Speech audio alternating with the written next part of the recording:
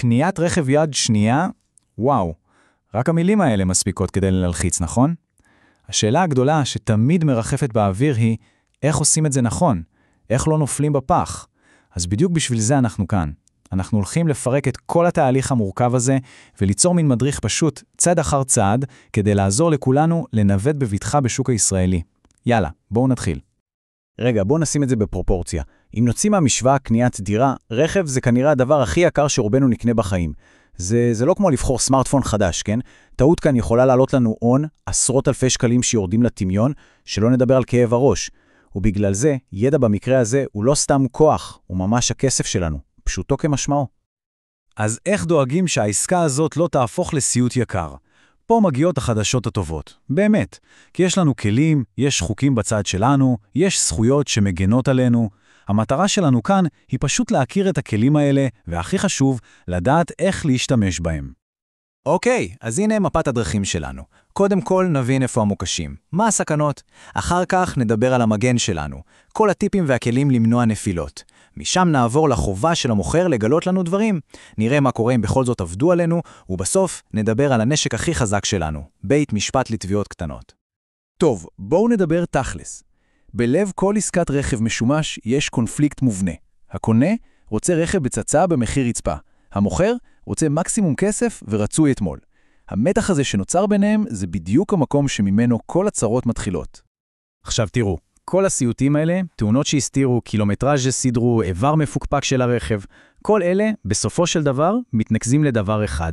הנבל האמיתי בסיפור הזה הוא אי גילוי.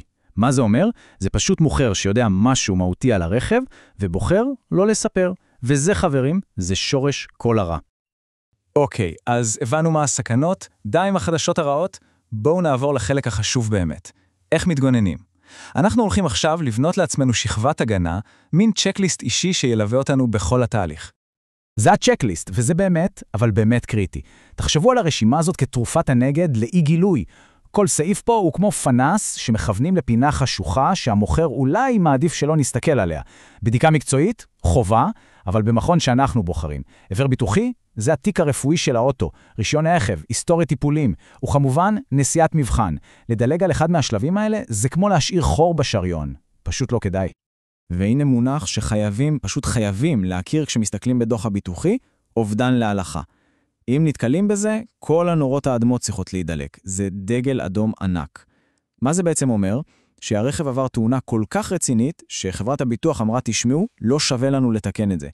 אם מוכר מסתיר דבר כזה, זה כבר לא משחק. זו הטעיה לכל דבר ועניין. אז הבנו מה אנחנו צריכים לעשות. אבל רגע, מה עם המוכר? מה החובות שלו? פה הסיפור נהיה מעניין. כי בשנים האחרונות החוק בישראל עשה מהפך של ממש.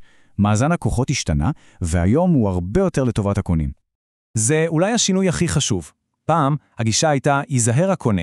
כלומר, בעיה שלכם אם לא בדקתם מספיק טוב. היום, במיוחד כשמדובר בסוחר רכב מקצועי, הכלל הוא, ייזהר המוכר. האחריות לגלות את המידע היא קודם כל שלו. הוא כבר לא יכול להתחמק ולהגיד, לא ידעתי. וזה לא סתם רעיון יפה, זה מעוגן בחוק. חוק מחירת רכב משומש מ-2008, הוא זה ששינה את כל התמונה. החוק הזה קובע שחור על גבי לבן. סוחר רכב, הוא חייב לתת לקונה טופס גילוי. חתום, עם כל הפרטים. זו לא המלצה, זו חובה. חד וחלק. אז מה חייב להיות בטופס הזה? הדברים הכי קריטיים, היסטוריות בעלות, נזקים ידועים, קילומטראז' ופרטי הסוחר. ופה יש כלל אצבע פשוט. אם סוחר מגמגם, מתחמק או נותן טופס ריק, זה הזמן להגיד תודה רבה ולהסתובב. זה שלט ניאון מעבב שאומר, תיזהרו. אבל בואו נדבר על התרחיש הכי מפחיד. מה קורה אם עשינו הכל לפי הספר, קנינו את הרכב, ורק אז, אחרי כמה ימים, גילינו שעבדו עלינו. הרכב בחנייה, הכסף כבר לא אצלנו, מה עכשיו? אז זהו, שגם כאן החוק לצידנו. אם מוכר הסתיר פרט מהותי, תאונה קשה, עבר של אובדן להלכה, זו נחשבת הטיה. ובהטיה יש זכות מלאה לבטל את העסקה ולדרוש את כל הכסף בחזרה. זו לא אי-הבנה, זו פשוט הפרת חוזה.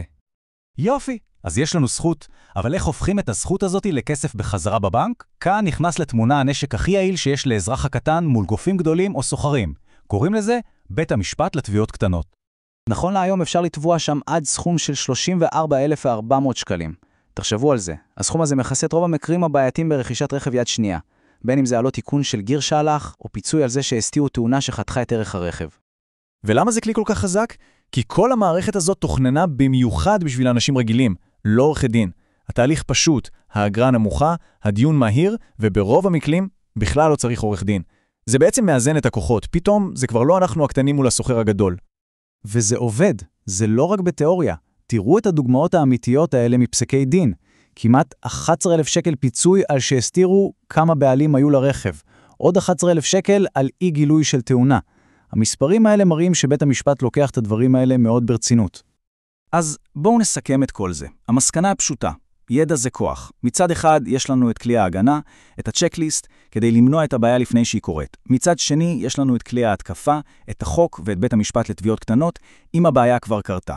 עכשיו, כל הכלים האלה נמצאים בידיים שלנו. השאלה היחידה שנשארה פתוחה היא, האם נשתמש בהם?